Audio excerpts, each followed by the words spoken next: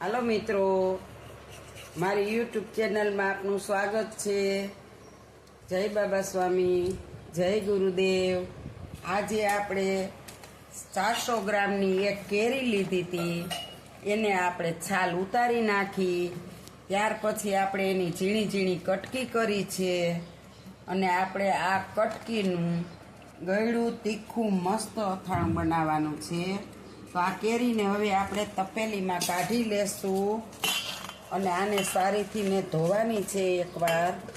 ચાલુ જ રહે। હાલો મિત્રો, હવે આપણે આને સારી કરીને ધોઈ નાખવાની છે 2 પાણીએ। આ 2 પાણીએ ધોવાઈ જાય પછી આપણે આને થોડુંક હળદર મીઠામાં નાખી દઈશું। 1 દિવસ 1 રાત રાખવાની છે।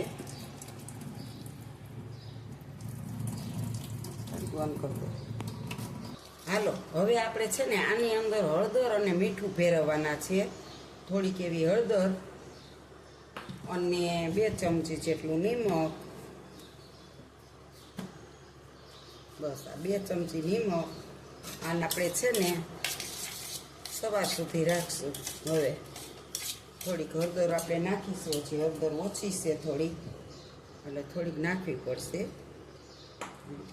અને હવે આપણે છે ને આને આપણે સવાર સુધી નામ રાખવાનું છે।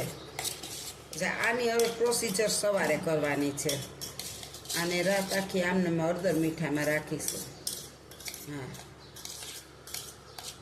રાત આખી હળદર મીઠામાં રહેશે ને પછી ખાલ સવારે આને આપણે પાણી ખાટું કાઢી અને બધી પ્રોસિજર પછી નવેસરથી કરશું। હા, આને રાત રાખવાની છે। હાલો મિત્રો, તો આપણે 2 દિવસ તડકે અને છાંયે મૂકેલી છે આ કટકી। હવે આપણી કટકી જો ખાંડ ઓગળી ગઈ, મસ્ત થઈ ગઈ છે। હવે આપણે એમાં થોડીક જ 5 ચમચી હિંગ ભેરવવાની છે। 1 ચમચી ચટણી પાવડર, મરચું પાવડર, અને હવે આપણે એને હલાવી નાખીશું।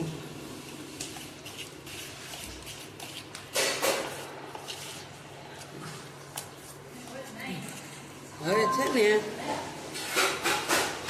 આપણો મુરબ્બો તો તીખો થઈ જ ગયો છે। તમારે વધારે તીખું જોતું તો વધારે નાખવાનો। આપણે થોડોક એવો 5 ચમચી ધાણા પાવડર નાખશું, ધાણા જીરું।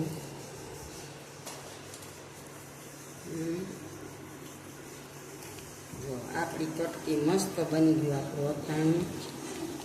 હવે એક વખત તમે આ રીતે ઝીણી કટકી બનાવી અને આવું કટકી બનાવજો મસ્તીની, અને પછી તમને કેવી લાગે છે એ કહેજો।